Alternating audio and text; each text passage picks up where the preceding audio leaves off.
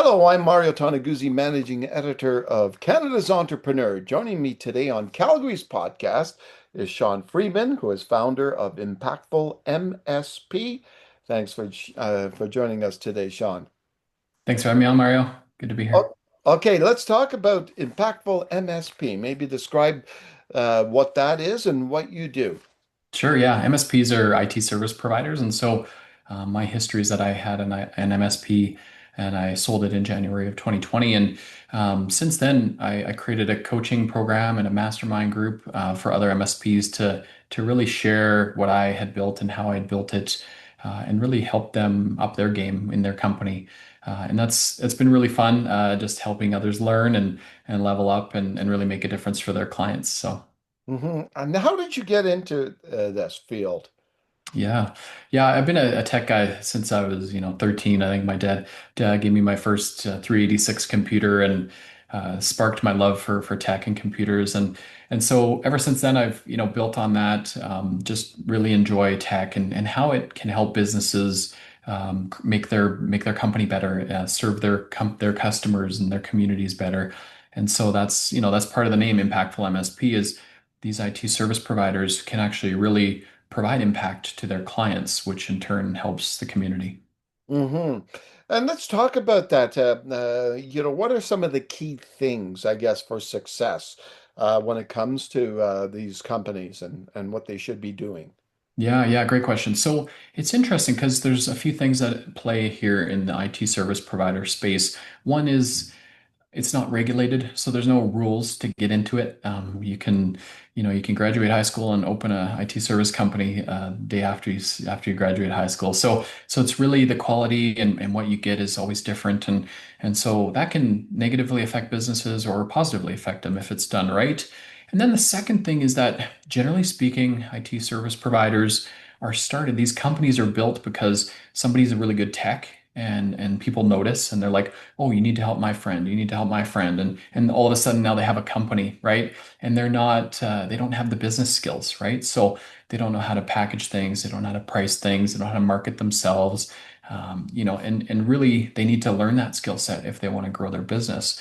And if they want to grow it in a good way that's doing things right, sometimes you need some help, right? hmm What are some of the key trends you're seeing these days in the industry?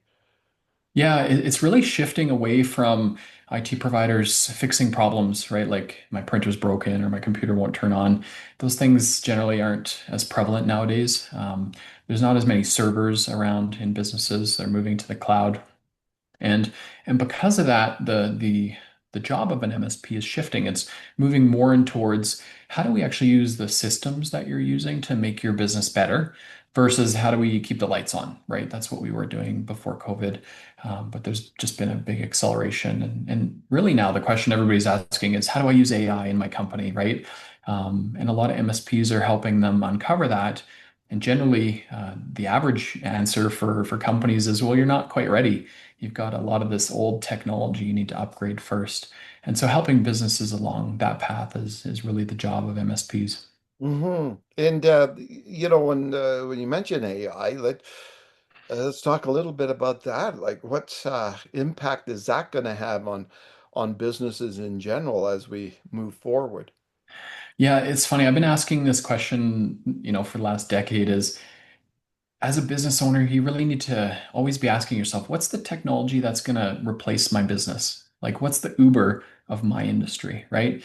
When you talk to people about that and you explain, like, hey, Uber came out with an app and boom, taxis are super affected. Like, that's going to happen in a lot of industries. And so, as leaders of businesses, we need to try to figure that out. We need to be ahead of that, right? And I think AI has made that even more prevalent now that that's kind of gone mainstream. So, Yeah. Have you noticed any difference in industries and their use of technology, and which ones are more obviously obviously the tech industry would be, but other industries that which ones are more I guess willing to engage in new technology and the investment of technology? yeah, interesting. I'm not really seeing industry trends. What I do see though is just life cycles of businesses. So, You've got companies that are fairly new. They're started by younger people. They're all in on tech. They're like, how do I use it to automate things and streamline, so I don't have to hire, I can hire the right people to do the right things instead of admin work, right? And then you've got people that are kind of in the middle where they're still growing and they've got, 10 or 20 years left in their career. And they're generally wanting to adopt, but maybe a little slower because their company might be a bit bigger. And then you've got the businesses that, everybody's talking about it. People are, they're a couple years from retirement, 4, 5, 6, maybe, under 10 years from retirement. And those people are quite less, they're less, willing to look into the tech. They kind of just want to hope it just blows over and they can kind of get out without having to worry about it. I think that AI is really, showing us that the timeline is really short, right? Things that took hundreds of thousands of dollars last year now can take tens of thousands of dollars this year, and next year it'll be even less, right? So technology is coming out and really replacing a lot of things. And so what I tell those leaders that maybe don't have, they don't have the willingness or the appetite to look into these things is you need to bring somebody on your team, right? You need to get somebody in that can bring that, that fresh perspective, and they can implement these systems for you. They can teach your team. You can't stop learning, right?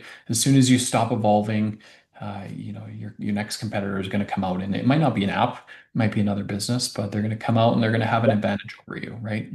Yeah, exactly. Now, Sean, you deal with a lot of different businesses and business owners out there in this company, and another topic we'll get Yeah. into later on the charitable side of things.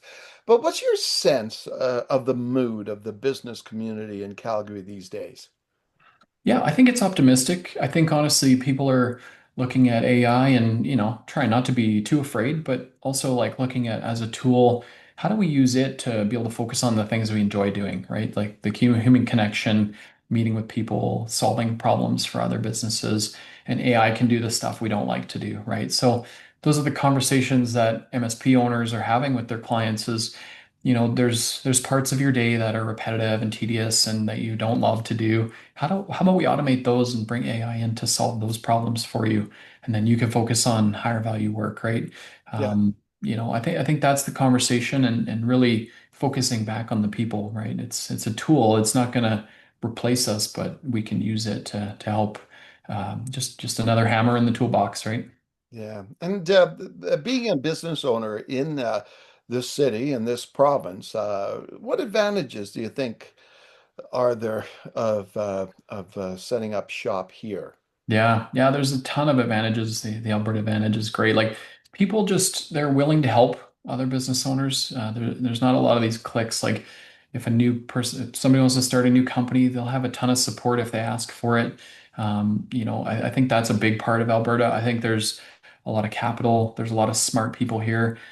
We've really done a great job at getting tech into our economy and using it for our other industries to help them along, right? There's Yeah. tons of different stories about that, and there's been lots of successes. So it's a really good growing ground for businesses to start off. There's a ton of head offices here, which is really important. Yeah. Yeah, yeah, and investment comes here. Obviously, we have really favorable tax for investors. Yeah. When you started off as an entrepreneur, what was your biggest challenge? Yeah, good question. The one of the things that I faced is like, when do I hire that first person, right? Like, like because you start your business and you get all this revenue and you can finally pay yourself a good salary and maybe a bit more than you were making at your last job, and then you're like, well, I gotta hire somebody, that means I got to take a pay cut, right? Yeah. Yeah. So getting over that hump, and the solution for me was just to really have that sales and the marketing piece in place so that I could forecast like, okay, I think I'm going to add a few new clients, and so therefore that's going to support this new person coming in, and then just right time, right place. Luck luck has a lot to do with business. Business owners go through a lot of good and a lot of bad. But nobody ever sees the bad, right? So a lot Yeah. of luck plays into it. I got really lucky in a lot of things, and but yeah, just be as prepared as you can. Figure out what you don't know, and then learn it, right? Yeah, exactly. And if you were giving advice to an aspiring entrepreneur, what would you tell them? Mm. Yeah. Yeah. As you're getting into businesses, you're going to run into things that you don't quite understand or don't make sense. Ask as many questions as you can, even if they sound kind of silly, or even if the person's like, oh, that's easy, just keep asking, right? Because you didn't know. We've all learned somehow, right? And just getting around people that you can get mentorship from.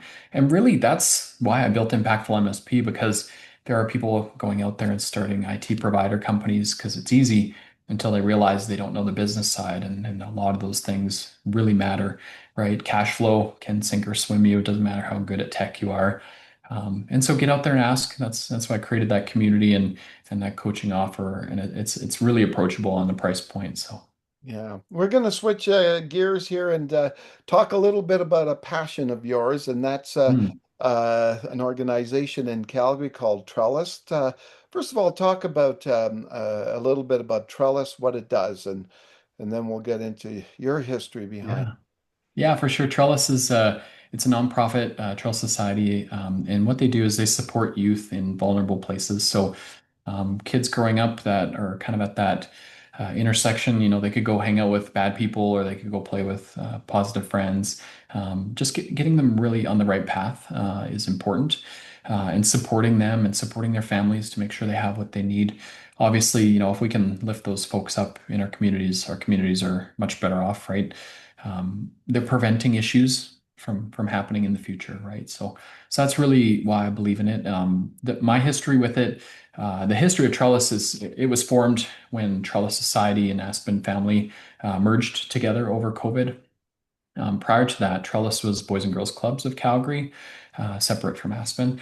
And I was a club kid growing up, so I was a vulnerable youth. Parents went through divorce, and so I could have gotten into trouble, but I had some really good people looking out for me through the clubs that Boys and Girls Club ran. Hmm. And tell me, maybe describe a little bit about what you do each year with the Yeah, sure. Stampede fundraiser for raising funds for this. Yeah, I get the privilege of hosting an event every year for them in their benefit. And what happened? It was in 2016. The Calgary economy had gone through quite a bit then, right? The oil recession, and we were doing really good in our business. And so we're like, we want to throw a stampede party, but we want to do good for the community. And so we raised money for Boys and Girls Club back then. The first year we raised $5,000, and we've actually kept doing the event ever since. And now it's called the Ace High Stampede Kickoff. It's always the first Friday. We've done it at the Dean House for the last 4 or 5 years. This year we raised $104,000 in the one day, and we're over 325K total raised, which is pretty amazing. Yeah. Do you talk a lot to the kids that are impacted by what Trellis does? Yeah, we get to hear impact stories, and I've gone on a bunch of tours of different facilities and met them, and it's just amazing to see, hear their stories. Like, here's where they were 2 months ago. Look at them now. Yeah. All it takes is just a little bit of help sometimes in the right place. Yeah. What do you when you look at uh the giving back side of things, why do you think that's important for business, any business to do that? Yeah, I think we build our businesses, for a purpose, right? We want to create something that matters, that has purpose, that makes a difference in lives of our team. But then, you realize that it ripples to the community, right? The community needs support, and it ripples out there, and so if you're supporting the community, you're supporting your team members, the city just becomes a much better place, right? And if we're all winning, how do you go wrong with that, right? That's an amazing thing. Now, Sean, with your own business and then with your work with Trellis, I'm wondering what do you do outside of that to give yourself some kind of work-life balance? Yeah, for sure. It's kind of, when you're doing stuff you love, it's hard. You don't really need to take vacation, but I love to travel, love to play golf. Yeah, just get out there. We just got a puppy. She's 10 months old, almost, no, actually 11 months old today. And so she keeps us on our feet and having fun with her. And yeah, just mentoring people that just need a little bit of support. in the business world, right? You kind of forget what you've learned along the way, and if I can give that back to anybody, I'm happy to. Yeah. What do you like and love about living here in Calgary? Yeah, I was born and raised in Calgary, so one of the rare ones. Yeah. Yeah, Calgary just feels like home. It's a big small town, right? We're 1.7 million, and it's probably 3 degrees of separation to anybody, from people on the top of the tower downtown to Yeah. people on the streets, right? Like we're very connected, and I think that's special. I think that's a special part of Calgary. I think our culture is just really supportive and connected. Hmm. All right. Well, thanks so much, Sean, for joining us today. Thanks for having me. Okay, that was Sean Freeman, who is founder of Impactful MSP. I'm Mario Toneguzzi, managing editor of Canada's Entrepreneur. Thanks for joining us today.